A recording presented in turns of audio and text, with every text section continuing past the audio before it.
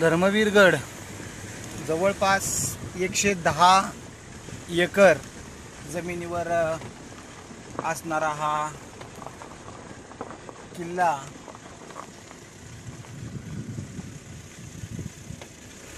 भुईकोट किल्ला। धर्मवीरगड हा एक भुईकोट किल्ला। किल्ल्याचे प्रकार ज्याप्रमाणे भुईकोट किल्ला, गिरिदुर्ग आणि जलदुर्ग असे जे प्रकार असतात, सर्व इतिहासप्रेमींना, सर्व मुलांना या ठिकाणी हे सांगू इच्छितो की जो किल्ला डोंगरावर असतो त्याला गिरिदुर्ग म्हणतात, जो किल्ला हा समुद्राच्या किनाऱ्यावर किंवा समुद्रामध्ये असतो त्या किल्ल्याला जलदुर्ग म्हणतात, आणि जो किल्ला हा जमिनीवर असतो त्याला भुईकोट किल्ला म्हणतात। तसा हा धर्मवीरगड हा भुईकोट किल्ला या प्रकारातला आहे। आज आपण या भुईकोट किल्ल्याची माहिती, इतिहास, महत्त्व सर्व काही जाणून घेणार आहोत। चला तर मग या पांडे पेडगावच्या किल्ल्याला, बहादूरगडाला किंवा धर्मवीरगडाला आज आपण भेट देऊया। आज आपण पांडे पेडगावच्या किल्ल्यावर या ठिकाणी आलेलो आहोत। या किल्ल्याला पांडे पेडगावचा किल्ला हे नाव होतं। याला कारण पेडगाव या गावामध्ये हा किल्ला, आणि ज्या गावाचं नाव पांडे पेडगाव होतं, म्हणून या किल्ल्याला सुरुवातीला पांडे पेडगावचा किल्ला असं म्हटलं जात होतं। त्यावेळी हा किल्ला निजामशाहीमध्ये होता आणि छत्रपती शिवाजी महाराजांचे आजोबा बाबाजी भोसले हे या किल्ल्याचे रखवालदार होते। या ठिकाणावरून जवळच असणाऱ्या देऊळगाव राजा या गावी ते राहायचे। आजही त्या ठिकाणी भोसल्यांच्या वाड्यांचे अवशेष आपल्याला पाहायला मिळतात। आपण त्या ठिकाणी गेलो की भोसल्यांच्या वाड्याचे अवशेष आपल्याला पाहायला मिळतील। सन 1637च्या आसपास मोगलांनी निजामशाहीकडून, म्हणजेच निजामशाह आणि निजामशाहीचा अस्त झाल्यानंतर आदिलशाही आणि मोगलशाही यांनी जी निजामशाही होती ही वाटून घेतली, आणि त्यामध्ये हा जो पेडगावचा किल्ला होता हा किल्ला मोगलांकडे गेला। त्यानंतर औरंगजेबाचा दूध भाऊ, ज्याचं नाव खान जमान, ज्याने स्वतःला बहादूर शाह कोकलताश अशी उपाधी लावून घेतली होती, त्या किल्लेदाराला त्याच्या ताब्यामध्ये हा किल्ला दिला गेला, आणि त्याने या खान जमानने या किल्ल्यामध्ये काही बांधकामं केली, जी की आपल्याला या ठिकाणी मोगली धाटणीची, मोगली पद्धतीची जी बांधकामं दिसत आहेत। मी ज्या इमारतीवरती उभा आहे ही इमारत दिसताना 2 मजली इमारत दिसते। अशा प्रकारची काही बांधकामं त्यांनी या ठिकाणी केली, आणि स्वतःचं नाव त्यांनी या किल्ल्याला दिलं। त्याचं नाव तेव्हापासून बहादूरगड हे नाव या किल्ल्याला या ठिकाणी पडलेलं आहे। याच बहादूर खानाला छत्रपती शिवाजी महाराजांनी पेडगावचा शहाणा बनवलं। आपल्या मराठीमध्ये अनेक वेळेस आपण अशी म्हण ऐकतो, मी काय पेडगाववरून आलोय का, किंवा तू पेडगावचा शहाणा आहेस, आम्हाला माहिती आहे, अशा प्रकारचे म्हण आपण ऐकत आलेलो आहोत। त्याच्या अगोदर आपण ह्या किल्ल्याची थोडीशी अजून माहिती घेऊया। किल्ल्याच्या दक्षिण बाजूला नैसर्गिकरित्या असणारी जी तटबंदी किंवा संरक्षकदृष्ट्या असणारी जी भीमा नदी आहे, ही भीमा नदी या ठिकाणावरून भीमा नदी वाहते, आणि भीमा नदीच्या उत्तरेला असणारा, सध्याच्या नगर जिल्ह्यातील श्रीगोंदा तालुक्यात असणाऱ्या पेडगाव या गावात असणारा हा किल्ला, ज्याचं पूर्वीचं नाव पेडगावचा किल्ला, पांडे पेडगावचा, त्यानंतर बहादूर शाह कोकलताशने त्याचं नामकरण केलं बहादूरगड।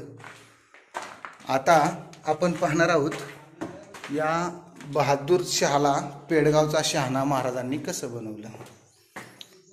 इमारतीमधून फिरत आहे आपण त्या 2 मजली इमारतीतून। या 2 मजली इमारतीची कहाणी पुढेही सांगणार आहे। तर आपण पाहूया महाराज छत्रपती शिवाजी महाराजांचा राज्याभिषेक सन 1674 साली झाल्याच्या नंतर रायगडावर मोठ्या इतमामात हजारो लाखो लोकांच्या उपस्थितीमध्ये छत्रपती शिवाजी महाराजांचा राज्याभिषेक झाला आणि या राज्याभिषेक समयी खूप मोठा खर्च करण्यात आला। छत्रपती शिवाजी महाराजांची महाराज म्हणून सुवर्ण तुला वेगवेगळ्या धातूंमध्ये तुला करण्यात आल्या, महाराणी म्हणून सोयराबाईंची, युवराज म्हणून संभाजीराजांची, राजमाता म्हणून जिजाबाईंची अशा तुला करण्यात आल्या आणि ते दान सर्व प्रजेमध्ये वाटण्यात आलं। मग आता हा खर्च मोठ्या प्रमाणात झालेला होता। हा खर्च वसूल करण्यासाठी छत्रपती शिवाजी महाराजांनी काही निर्णय घ्यावे लागले आणि त्यावेळेस महाराजांचे हेर खात्याचे प्रमुख जे होते बहिर्जी नाईक आणि त्यांचे काही विश्वासू जासूद यांनी शिवाजी महाराजांना माहिती दिली की हा जो पेडगावचा बहादूरगड आहे, या बहादूरगडाच्या किल्ल्यामध्ये जवळपास 1 कोटी रुपये असं आजच्या याच्याप्रमाणे समजूया, 1 कोटीपेक्षा जास्त असणारी संपत्ती, त्यानंतर 200 पेक्षा जास्त अरबी घोडे, अशा प्रकारची अगणित संपत्ती या ठिकाणी बहादूर खानाने आपला दूध भाऊ औरंगजेब याला दिल्लीला पाठवण्याकरता जमा करून ठेवलेली आहे।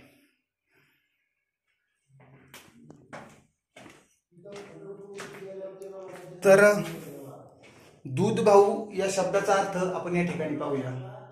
दूध भाऊ म्हणजे काय? ज्याप्रमाणे छत्रपती संभाजी महाराजांना त्यांची आई सईबाई यांचा देहांत झाल्याच्या नंतर कापूरहोळच्या धाराऊ गाडे यांनी दूध पाजलेलं होतं। या नात्याने धाराऊची मुलं राया आणि अंता हे संभाजी महाराजांचे दूध भाऊ झाले। त्याच प्रकारचा हा बहादूर खान हा औरंगजेबाचा दूध भाऊ होता। याने ही संपत्ती आजूबाजूच्या प्रजेकडून वेगवेगळ्या कराच्या स्वरूपामध्ये गोळा करून औरंगजेबाला पाठवण्यासाठी जमा करून ठेवलेली होती। मग महाराजांनी ठरवलं ही संपत्ती या पेडगावच्या या बहादूरगडामधून लुटायची। मग हे लुटण्याकरता महाराजांनी 9000 सैन्याच्या नेमणूक या कामगिरीवरती केली। मग अशा वेळी बहादूर खानाचेही जासूस काही कमी नव्हते। आपल्या बहादूरगडावर मराठ्यांची फौज चालून येत आहे हे ज्यावेळेस त्यांना समजलं त्यावेळेस बहादूर खानाने या किल्ल्याला असणारे जवळपास 8 ते 12 दरवाजे आहेत। आज मितीला आपण जर पाहायला गेलं तर तटबंदीला 8 ते 12 दरवाजे आहेत। ते दरवाजे त्यांनी बंद करून घेतले। पण लगेचच त्याला खबर मिळाली की मराठ्यांची संख्या फक्त 2000 आहे। 2000 आहे असं समजल्याच्या नंतर तो लगेचच तयार झाला लढाईला आणि त्याने आपल्या किल्ल्याचे दरवाजे उघडले आणि मराठ्यांचा पाठलाग सुरू केला। महाराजांनी गनिमी काव्याचा वापर केलेला होता। या ठिकाणी 9000 सैन्याची विभागणी केली होती 2000 आणि 7000 अशा 2 तुकड्यांमध्ये। 2000 सैन्याची जी तुकडी होती त्या तुकडीच्या पाठीमागे हा बहादूर खान लागला आणि मराठ्यांनी थोडा वेळ त्यांच्याशी लढाईचं नाटक केलं आणि पळून गेले। बहादूर खानाला त्यामुळे चेव आला। त्याने आतापर्यंत ऐकलेलं होतं की लढाईमध्ये मराठे कधी पळून जात नाहीत, मराठे पराक्रमी असतात। आणि मग हे पळून जाणारे मराठे पाहून त्याला स्फुरण चढले आणि तो त्या 2000च्या तुकडीच्या पाठीमागे आपली पूर्ण फौज घेऊन लागला। त्या 2000च्या फौजेने जवळपास बहादूरगडापासून त्याला 20 कोस अंतरावर पळवीत नेले। तेवढ्या वेळात महाराजांच्या 7000च्या दुसऱ्या तुकडीने बहादूरगडामध्ये प्रवेश केला। त्यावेळी हाताच्या बोटावर मोजण्या इतके काही शिपाई, काही बाजारबुणगे, म्हातारे कोतारे, महिला मंडळ आणि लहान मुलं यांच्या व्यतिरिक्त किल्ल्यामध्ये कोणीही नव्हतं। आणि त्यावेळेस त्या 7000 सैनिकांनी 7000च्या तुकडीने बहादूरगडाला खंती लावून जेवढी मोहमाया, जेवढी संपत्ती त्या आदिलशहाने या ठिकाणी आणलेली होती, तेवढी सर्वच्या सर्व त्या अरबी घोड्यांसहित लुटून या ठिकाणावरून रायगडाकडे कूच केली. ज्या वेळेस बहादूर खान 2000 सैनिकांचा पाठलाग करून माघारी आला आणि पाहतो तर धडधडता पेटता बहादूरगड, तेव्हापासून त्याला पेडगावचा शहाणा ही म्हण किंवा हे नाव त्याला पडले. ज्या पद्धतीने त्याने स्वतःला उपाधी घेतली होती बहादूर शाह, बहादूर खान, त्या पद्धतीने महाराजांनी त्याला पेडगावचा शहाणा ही उपाधी सप्रेम भेट म्हणून या प्रकरणामध्ये दिली. आणि याच किल्ल्याच्या बाबत पेडगावचा शहाणा ही म्हण प्रचलित झाली. पुढे चालून याच किल्ल्याला 2008 साली धर्मवीरगड असं नामकरण करण्यात आलेलं आहे. धर्मवीरगड हे नामकरण करण्यामागचा उद्देश काय आहे तो आपण पाहूया. काय होता तो प्रसंग की ज्या प्रसंगामुळे या किल्ल्याचं नामकरण धर्मवीरगड असं ठेवण्यात आलं. 3 एप्रिल 1680 छत्रपती शिवाजी महाराजांचा मृत्यू झाला आणि त्यानंतर महाराष्ट्राच्या इतिहासात काय काय उलथापालथ झाली हे आपण सर्वांना ज्ञात आहेच. छत्रपती संभाजी महाराजांच्या पन्हाळगडाची कैद असेल, त्यांच्या विरुद्ध केलेली कट कारस्थानं असतील, त्या सर्वावरती मात करून छत्रपती संभाजी महाराज या स्वराज्याचे दुसरे छत्रपती बनले. आणि त्यानंतर औरंगजेबाने हे महाराष्ट्रातलं हिंदवी स्वराज्य बुडवण्यासाठी किंवा आपल्या अखत्यारीत घेण्यासाठी दख्खनवर स्वारी केली. असं म्हटलं जातं जगातला सर्वात मोठा किंवा सर्वात ताकदवान बादशाह जर कोण होऊन गेला असेल तर तो औरंगजेब. औरंगजेब हा जगातला एकमेव राजा असा होता की जो आयुष्यातली 50 वर्ष बादशाह म्हणून तख्तावर बसून राहिला. अशा एवढ्या मोठ्या बलाढ्य सत्तेच्या विरुद्ध छत्रपती संभाजीराजांनी मरेपर्यंत लढा दिला. छत्रपती संभाजी महाराजांच्या नावामुळे किंवा त्यांच्या बलिदानामुळेच या बहादूरगडाला धर्मवीरगड असं नामकरण करण्यात आलं. औरंगजेबाने जंग पछाडलं, परंतु मराठ्यांच्या विरुद्ध एकही मनाजोगा मोठा विजय त्याला प्राप्त करता येत नव्हता. मग अशा वेळी त्याने आपलं संपूर्ण लक्ष आदिलशाही आणि कुतुबशाही या 2 शाह्यांकडे वळवलं.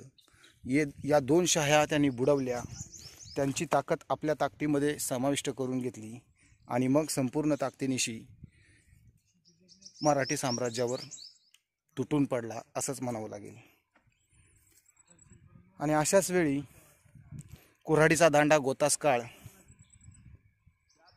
किंवा घर का बेदी लंका दहाय या म्हणीप्रमाणे असेच काही फितूर मंडळी जे औरंगजेबाला जाऊन मिळाले. अनेक त्यात मराठा सरदार होते, काही नातेवाईक आप्तेष्टही होते छत्रपतींचे. त्यांच्या मदतीने मुकर्रब खानाने आपला मुलगा इक्लास याच्या मदतीने संगमेश्वर या ठिकाणी छत्रपती संभाजी महाराज यांना रात्रीच्या वेळी कैद केले. संगमेश्वरावर झालेला लढा सर्वांना माहीतच असेल. त्या नावडी नदीच्या काठावरती झालेला तो रणसंग्राम, मुकर्रब इक्लास आणि त्याच्या फौजेविरुद्ध मुठभर मावळ्यांनी दिलेला लढा, आपल्या स्वराज्याच्या छत्रपतीला वाचवण्यासाठी दिलेलं बलिदान, स्वराज्याचे सरलष्कर त्यावेळचे मालोजी बाबा घोरपडे ते जिवंत असेपर्यंत संभाजीराजांना पकडता येणार नाही हे जाणल्यानंतर मुकर्रब खानाने आपल्या सैन्याला आदेश दिला, त्या म्हाताऱ्याला घेरा आणि म्हाताऱ्याला ठार करा. जोपर्यंत म्हातारा आहे तोपर्यंत संभाजी आपल्या हाताला लागणार नाही. आणि मल्लोजी बाबा पडले त्यानंतर कवी कुलेश आणि छत्रपती संभाजीराजे या दोघांना कैद करून वाऱ्याच्या वेगाने मुकर्रब आणि इखलास याने याच पेडगावच्या या बहादूरगडावर त्यांना घेऊन आले. संपूर्ण महाराष्ट्राला लाज वाटेल, मान खाली घालावी लागेल अशा प्रकारची घटना याच बहादूरगडावर औरंगजेबाने घडवून आणली. याच बहादूरगडावर छत्रपती संभाजी महाराजांची आणि कुलेशांची विदूषकाची कपडे घालून, विदूषकाची टोपी घालून, अंगावर तख्ताकुलाह म्हणजे तो जो जोखड असतं, जो ज्याच्यामध्ये हात आणि मान अडकवलेलं ते लाकडी असा फंदा किंवा त्याला जोखड म्हणू, ते गळ्यात अडकून अंगावर ठेवून उंटावर उलटं बसून याच पेडगावमध्ये, याच या धर्मवीर गडावर, याच बहादूरगडावर महाराजांची ती निंदनीय लांछनास्पद अशी धिंड काढण्यात आली. ज्या ठिकाणी मी आता उभा आहे ही औरंगजेबाची राज सदर, जी की 2 मजली होती. इतिहास साक्षीला आहे. या इतिहासामध्ये असा उल्लेख कुठेही नाही की आपली दरबार भरलेला असताना त्या दरबारातल्या त्याचं जो तख्त होतं औरंगजेबाचं, त्या तख्तावर बसलेला असताना कोण्याही कैद्याच्या समोर किंवा कुठल्याही कारणास्तव त्यांनी तख्त सोडून सदरेवरती औरंगजेब कधीही उतरला नव्हता. याच सदरेवर छत्रपती संभाजी महाराज आणि कुलेश यांना कैदी म्हणून पेश करण्यात आलं. आणि त्यावेळेस औरंगजेब या ठिकाणी असणाऱ्या आपल्या तख्तावरून उतरून, मी ज्या मार्गाने चाललोय किंवा ज्या ठिकाणावरून मी चालत आलोय त्या ठिकाणावरून चालत आला. पूर्ण दरबारात असणारे सर्व सरदार मंडळी त्यावेळेस आश्चर्यचकित झाली की बादशाहाने त्याच्या हयातीमध्ये कधीही तख्त सोडून समोरच्या बाजूने दरबारामध्ये कधी आलेला नव्हता. कारण ज्या वेळेस तो दरबारात यायचा मागच्या बाजूनेच यायचा आणि मागच्या बाजूनेच निघून जायचा. आणि अशा वेळेस तो समोर उतरून येऊन ज्या ठिकाणी आता शौर्य स्तंभ आहे छत्रपती संभाजी महाराजांचा, त्या ठिकाणी ही जी जागा आहे याच जागेवर छत्रपती संभाजीराजे आणि कवी कुलेश यांना साखळदंडांनी बांधलेल्या अवस्थेत या ठिकाणी उभं केलेलं असताना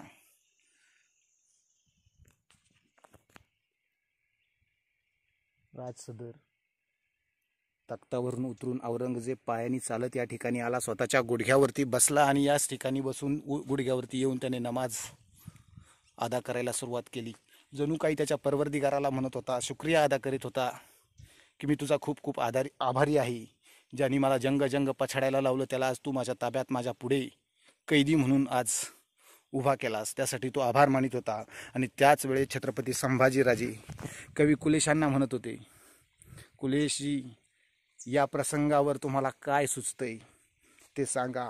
हीच ती जागा, हाच तो शौर्य स्तंभ ज्या ठिकाणी उभा राहिलेला असताना कवी कुलेशांनी छत्रपती संभाजी महाराजांनी सांगितल्यानंतर ज्या त्यांना 4 ओळी सुचल्या त्या याच ठिकाणावर सुचल्या.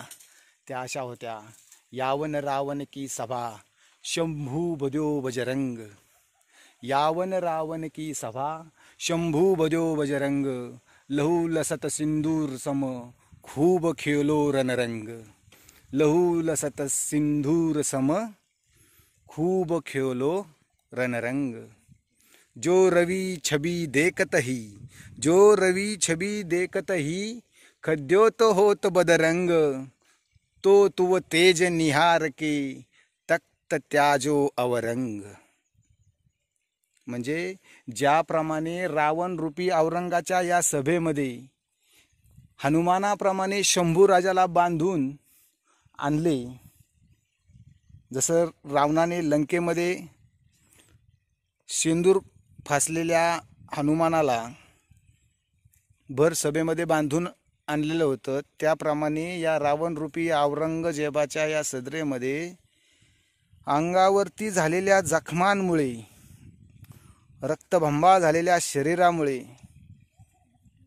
लहुलसत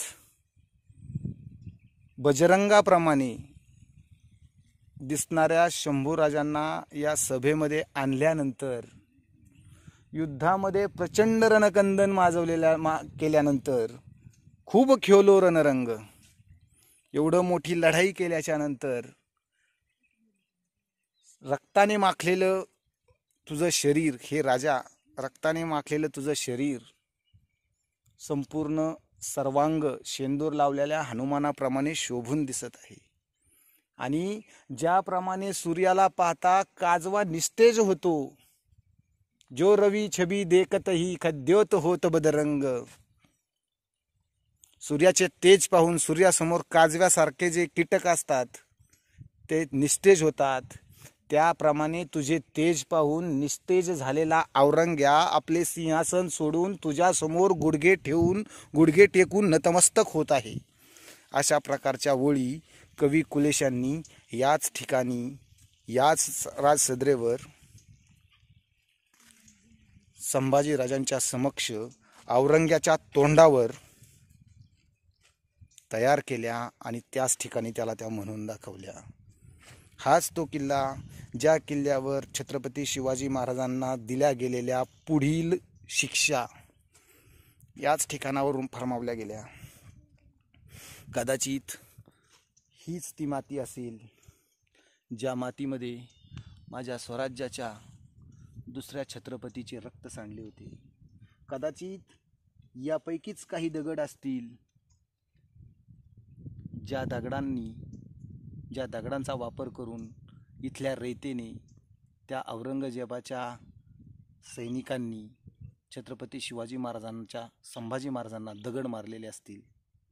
अशी ही छत्रपती संभाजी महाराजांच्या रक्ताने पावन झालेली माती, ही भूमी.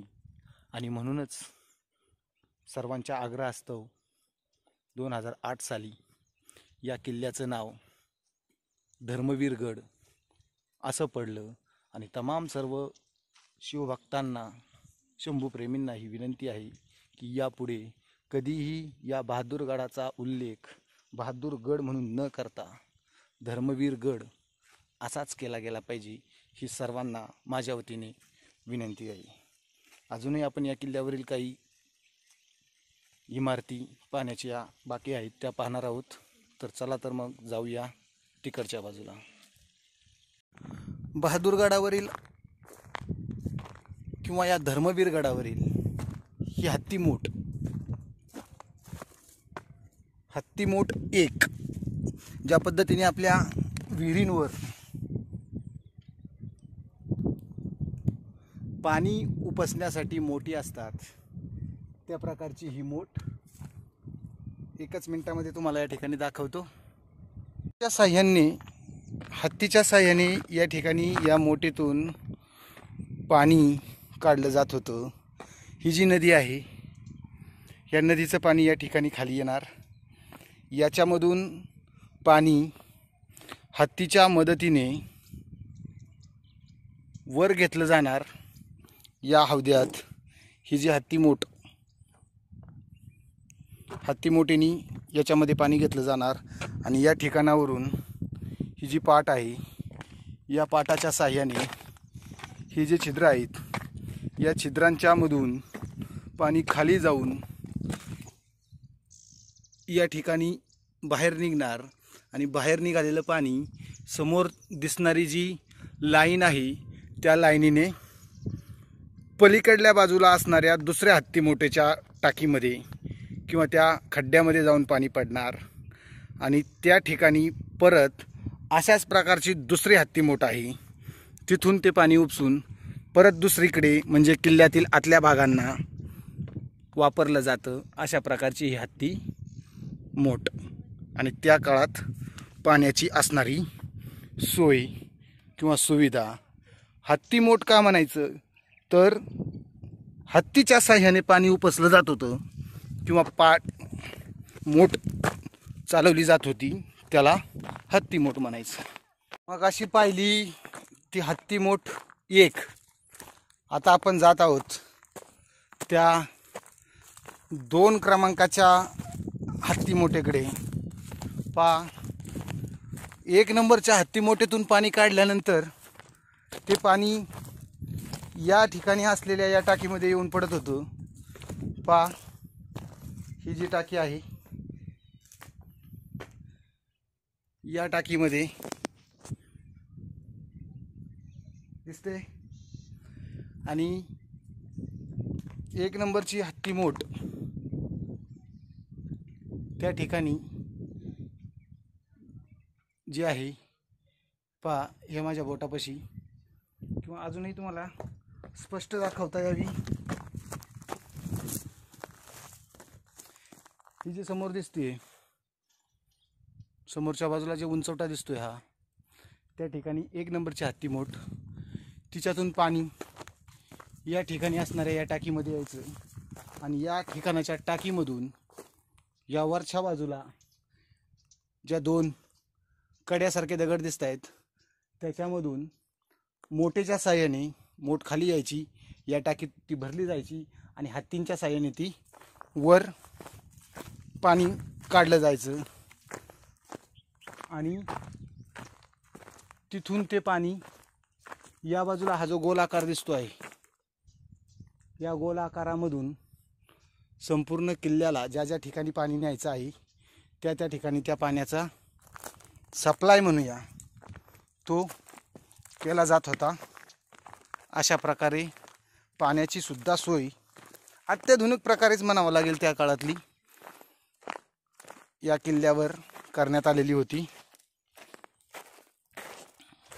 धर्मवीर गडावरील महत्त्वाची वास्तू म्हणून जर उल्लेख केला जात असेल तर या लक्ष्मीनारायण मंदिराचा. अतिशय सुबक अशा कलाकुसर असणारं हे मंदिर, त्याच्यावरची हेमाडपंथी रचना. आपण मंदिराच्या 4ही बाजूंनी फिरूया. सगळ्या बाजूंनी मी तुम्हाला मंदिर दाखवतो. या ठिकाणी पहा, त्याच्यावरची कलाकुसर पहा, नक्षीकाम पहा, रचना पहा. अतिशय सुंदर आणि सुबक अशा प्रकारची रचना, अशा प्रकारचं मंदिराचं बांधकाम या ठिकाणी केलेलं आहे. आपण सगळ्या बाजूनी मंदिर पाहून घेऊ. बहादूरगडाची विशेषता किंवा धर्मवीरगड, या धर्मवीरगडाची खासियत या मंदिरांमुळे सुद्धा या गडाला ओळखलं जातं. अशा प्रकारची 5-6 प्रकारची हेमाडपंथी मंदिरं या किल्ल्यावर आहेत. किल्ल्याच्या आतमध्ये जाऊन आपण पाहूया कशी रचना, किल्ल्याच्या आत जाऊन पाहूया कशी रचना आहे मंदिराच्या आत. पहा, अतिशय सुंदर सुबक प्रकारचं छत या ठिकाणी, खांबावरचं नक्षीकाम अतिशय सुंदर. एक मूर्ती, बोलकी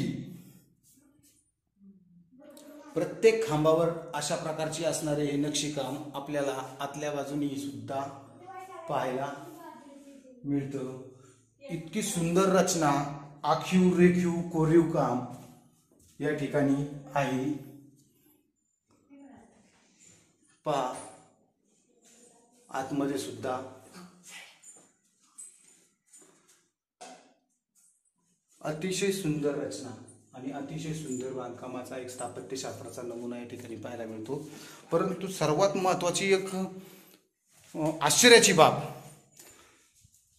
जो बादशाह हिंदूंचा कट्टर द्वेष्टा, हिंदूंना काफर म्हणून संबोधणारा, त्याच्या अखत्यारीत असणाऱ्या साम्राज्यात किंवा त्याच्या राज्यामध्ये असणाऱ्या हिंदूंवर केवळ हिंदू आहेत म्हणून वेगवेगळे कर आकारणारा, यात्रा कर असेल, त्याच्यामध्ये जिझिया नावाचा कर असेल, असे कर सक्तीने वसूल करणारा बादशाह, ज्या ज्या प्रदेशांमध्ये त्यांनी त्याचं वर्चस्व प्रस्थापित केलं त्या त्या प्रदेशामधल्या मंदिरांची रूपांतर मशिदीत करणारा बादशाह जो की औरंगजेब, तो या किल्ल्यावर वास्तव्याला असताना सुद्धा एवढं सुंदर मंदिर टिकलं, राहिलं, वाचलं, हे एक प्रकारचं आश्चर्यच मानावं लागेल. आणि यामागचं काय कारण असेल? का बरं? औरंगजेबासारखा कट्टर हिंदू द्वेष्टा राजा बादशाह या किल्ल्यावर स्वतः त्याचा सरदार, त्याचा कुठला मंत्री संत्री या ठिकाणी नसताना, तो स्वतः असताना या किल्ल्यावरची ही मंदिरं शाबूत राहिली कशी? का? याच्या पाठीमागचा जर विचार केला तर निश्चितपणे आपल्याला जाणवेल. औरंगपुत्र अकबर याने बादशाच्या विरुद्ध बंड पुकारलं होतं आणि त्याला काही राजपुतांनी साथही दिली होती. औरंगजेबाचं नशीब बलवत्तर म्हणून ते बंड मोडलं गेलं आणि अकबराला स्वराज्यात पळून यावं लागलं. हाच अकबर स्वराज्यात आला आणि स्वराज्यामध्ये त्याला संभाजीराजांनी आसरा दिला. हे एक कारण असावं कदाचित औरंगजेबाने स्वराज्यावर स्वारी केल्याचं. परंतु अनुभवातून माणूस शहाणा होतो, या पद्धतीने कदाचित औरंगजेब शहाणा झाला असेल. म्हणून या बहादूरगडामध्ये ज्यावेळेस आल्यानंतर औरंगजेबाच्या प्रमुख सरदारांनी मराठी सरदारांना फितुरीने फोडून आपल्या पक्षात, आपल्या सैन्यात सामील करून घेण्याचं कार्य केलं. त्यावेळेस औरंगजेबाकडे जे काही लाखभर किंवा लाखापेक्षा जास्त सैन्य होतं, त्या सैन्यामध्ये 70 ते 80% हे हिंदू सैनिक होते. आणि अशा वेळी जर या किल्ल्यावरील ही पवित्र मंदिरं जर आपण तोडली आणि हे सर्व हिंदू सैन्य जर त्यामुळे दुखावले गेले तर कदाचित आपण उत्तरेत जिवंत जाणार नाही, ही भीती औरंगजेबाला वाटलेली असावी. म्हणूनच त्यांनी या मंदिरांना अजिबात हात लावलेला नसावा. नाही तर या गडावर आपल्याला या मंदिराच्या जागी 100% मशीदच दिसली असती. अशा प्रकारचा कट्टर हिंदू द्वेष्टा, नफरत करणारा, काफिर हिंदू असा संबोधणारा जो बादशाह होता औरंगजेब, याच्या तावडीतून अशी मंदिरं वाचणं म्हणजे एक प्रकारचं आश्चर्य आणि तुमचं आमचं सर्वांचं नशीब की जी ही मंदिरं आपल्याला या ठिकाणी पाहायला मिळतात. पुढची मंदिरं अशाच प्रकारची आहेत, आपण तीही पाहणार आहोत.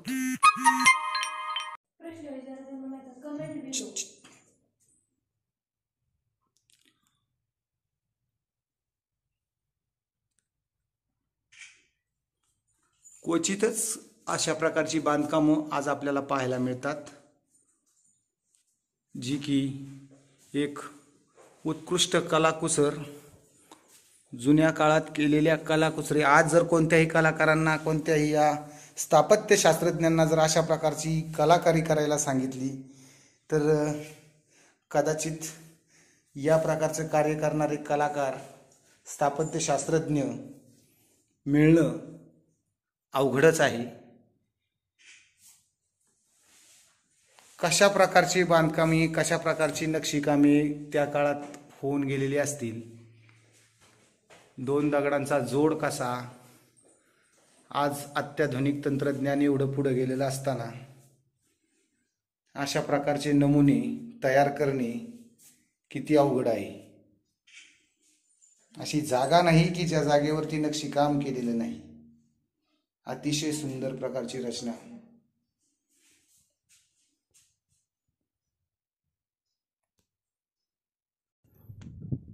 हे दुसरं मंदिर धर्मवीर गडावरचं. आज सभामंडप मात्र त्याच्यावरती नाहीये, परंतु सभामंडपाचे आधारस्तंभ असणारे जे स्तंभ आहेत ते मात्र आज या ठिकाणी अजूनही दिमाखात त्याच प्रकारे उभे आहेत, जशा प्रकारे त्या काळात उभे होते. फक्त वरचा असणारा जो सभामंडप आहे तो मात्र या ठिकाणी आता नाही. आजही प्रत्येक शंकराच्या मंदिरात गेल्यानंतर बाहेर जे कासव असतं गोलाकार पद्धतीचं दगडामध्ये, या ठिकाणी कासव कोरण्याचाही प्रयत्न त्या काळातही केलेला आहे. या ठिकाणी आपण मंदिरामध्ये प्रवेश करतोय. मग ह्याही मंदिराची रचना अतिशय सुंदर प्रकारे छत गोलाकार, आखीव रेखीव, कोरीव काम, हेमाडपंथी म्हणतो आपण. हेमाडपंथी हा स्थापत्यशास्त्राचा एक प्रकार आहे आणि त्या प्रकारामध्ये बांधलेली मंदिरं ही खरोखर पाहण्यासारखी असतात. प्रवेशद्वार पहा.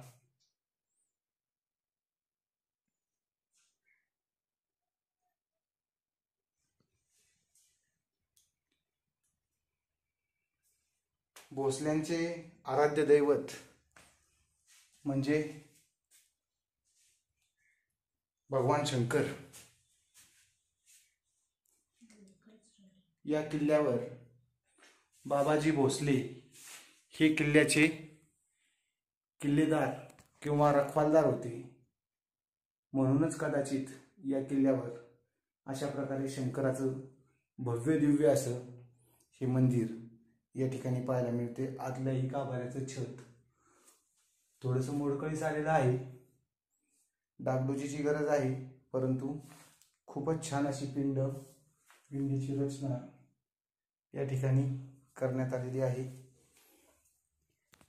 यानंतर आपण पुढच्या मंदिरात जाणार आहोत. या ठिकाणी कदाचित बाहेरून नदीच्या बाजूने अभिषेक करण्यासाठी सुद्धा अशा प्रकारची व्यवस्था काहीतरी केलेली असावी.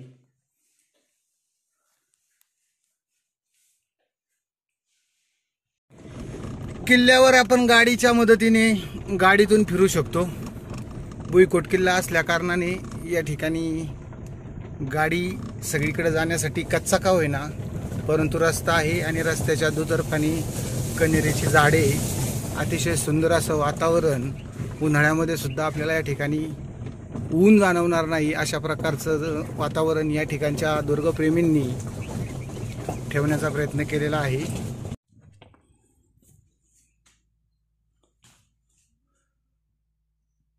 मंदिर बऱ्यापैकी डागडुजीला आलेलं दिसतंय.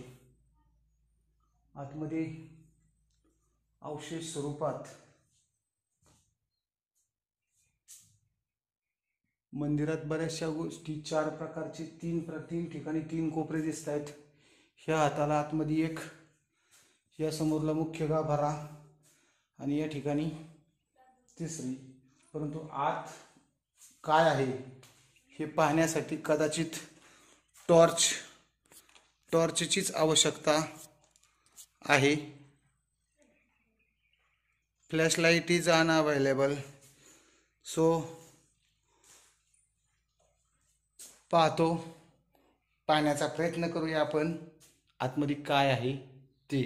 फ्लॅशलाईटच्या उजेडामध्ये आता आतमध्ये आपण पाहूया. पहा, मंदिराची रचना अतिशय सुबक. आतमध्ये मात्र आता कुठल्याही प्रकारची मूर्ती या ठिकाणी अस्तित्वात नाही. बाहेर मल्लिकार्जुन, रामेश्वर ही जरी नावं आपल्याला दिसत असली तरी आतमध्ये मात्र इकडच्या बाजूला मूर्ती पाहायला मिळालेली नाही. या ठिकाणी ही सेम कंडिशन तशीच आहे, मूर्ती नाही. परंतु बाहेर मात्र गणपतीची एक मूर्ती या ठिकाणी आपल्याला पाहायला मिळते. दुसरी गणपतीची मूर्ती या ठिकाणी पाहायला मिळते.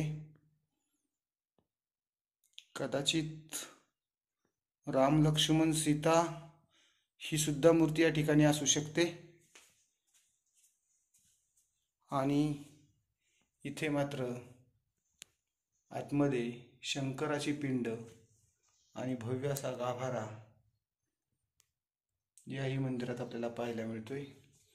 या धर्मवीर गडावर हे ज्या मंदिरांचं अस्तित्व या ठिकाणी राहिलं हीच एक आश्चर्याची बाब. मगाशी सांगितल्याप्रमाणे अजूनही आश्चर्य वाटतंय की एवढी छान मंदिरं औरंगजेबाने या किल्ल्यावर ठेवली कशी, राहून दिली कशी. कदाचित मगाशी सांगितल्याप्रमाणे तेही कारण असेल त्याचं. आणि ह्या चौथ्या मंदिरावरती आलो आहे, मल्लिकार्जुन मंदिर. मगाशी जे होतं ते रामेश्वरम मंदिर होतं आणि आता आलो आहे आपण मल्लिकार्जुन मंदिरात. याची मात्र बऱ्याच प्रमाणामध्ये थोडीशी वाईट अवस्था या मंदिराची पाहायला मिळते.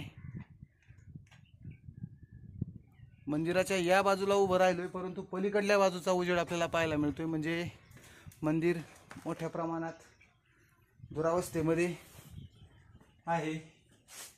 हे छत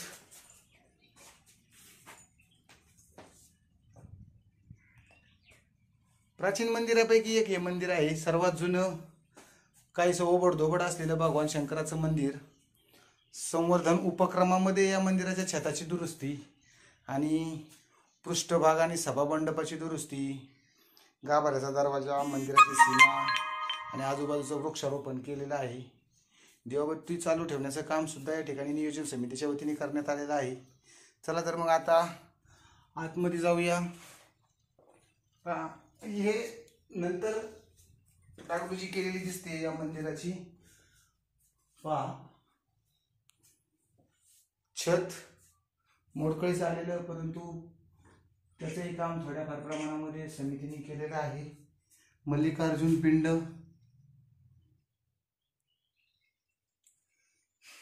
किल्ल्यावर आपल्याला शंकराची म्हणजे मल्लिकार्जुन असेल, रामेश्वरम असेल, पाताळेश्वर असेल, बालेश्वर असेल, अशा प्रकारे शंकराची जी मंदिर आपल्याला पाहायला मिळतात. याला एकमेव कारण किल्ल्याचे सर्वात जुने रखवालदार बाबाजी भोसले आणि भोसले घराणं हे आपणा सर्वांना माहीत असल्याप्रमाणे महादेवाचं शंकराचं भक्त असलेलं घराणं.